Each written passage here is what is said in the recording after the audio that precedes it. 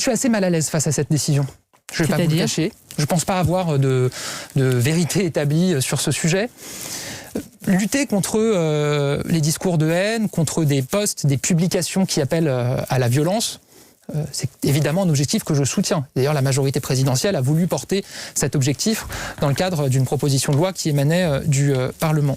Maintenant, bannir une personne, c'est-à-dire la réduire au silence sur les réseaux sociaux qui sont devenus une forme d'espace public, ça me semble plus compliqué, en tout cas en l'absence de critères spécifiquement établis. Vous êtes mal à l'aise par rapport à ce bannissement de Trump. Et puis cette décision me semble assez...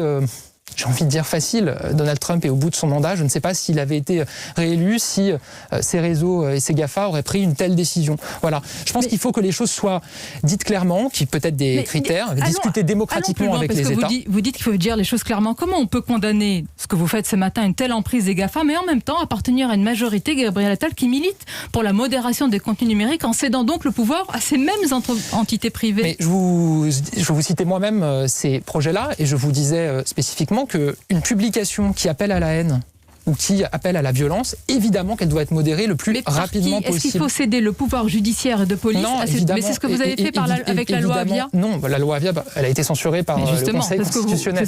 Donc on peut chercher un autre chemin. Moi, je considère qu'il faut toujours essayer de progresser et trouver un autre chemin, peut-être plus respectueux de l'institution judiciaire sur ce point-là, Sonia Mabrouk. C'est une problématique qui a émergé ces dernières années au niveau mondial, qui concerne tous les pays.